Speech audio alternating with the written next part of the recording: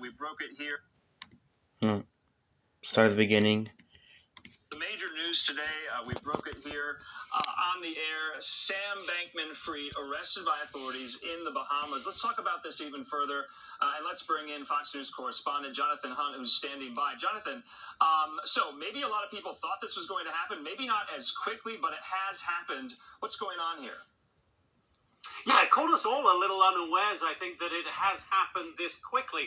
Obviously, Sam Bankman-Fried, Andrew, has been in the Bahamas. He's been giving interviews to a lot of media outlets, while at the same time refusing to testify in front of the U.S. Senate. And he seems unfazed, essentially, by the collapse of that $32 billion crypto company, FTX, as well as by all the questions about what he or someone else may have done with billions of dollars of investors' money. Obviously, he may be a little more concerned tonight now that he is under arrest, that arrest being announced by U.S. Attorney Damian Williams, who said, and this is a quote from a statement, quote, "Earlier this evening, Bahamian authorities arrested Samuel Bankman-Fried at the request of the U.S. government based on a sealed indictment filed by the United States Attorney's Office for the Southern District of New York. We expect to move to unseal the indictment in the morning, and we'll have more to say at that time." The New York Times reporting tonight, Andrew, that the charges will include wire fraud and securities fraud. Those are obviously going to be the center of this indictment when we get to hear the details in the morning, Andrew. Yeah, and of course, Jonathan, there's a lot happening on Capitol Hill, too, on whether or not lawmakers are going to subpoena him and whether or not he's going to show up and testify in front of some of these committees like House Financial Services, like Senate Banking. He hasn't accepted or agreed to do so just yet. Obviously, he has a lot more to worry about than what lawmakers want to ask him. What are our elected leaders saying? Obviously, they want to hold him accountable on Capitol Hill, but will we see him in front of them anytime soon, you think?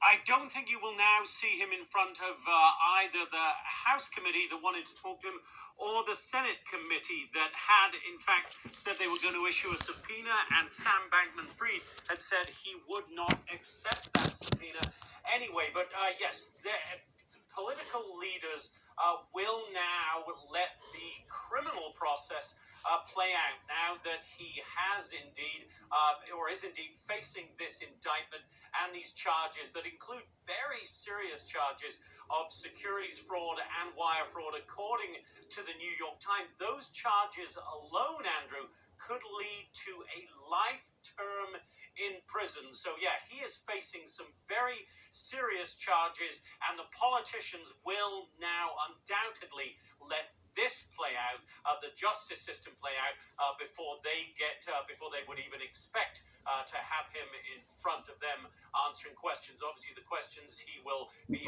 asked by U.S. prosecutors now take precedence over anything the politicians might have wanted to ask him, Andrew.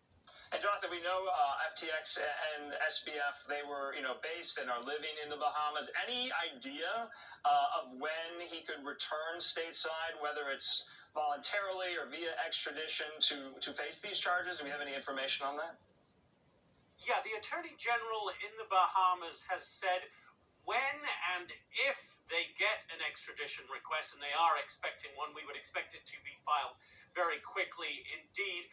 The Attorney General there in the Bahamas saying that it will be processed promptly, in his words, and according to the protocols of the extradition treaty with the United States. And there is an extradition treaty, so I would not expect there to be any complications in that process. So you can expect Samuel Bankman-Fried to be heading back to the U.S. Fairly quickly, I would imagine, Andrew. All right, Fox's Jonathan Hunt there live for us. This saga continues with this major break and development in this story, and we'll continue to follow here. Jonathan, thanks so much. We appreciate your reporting. Sure, anytime.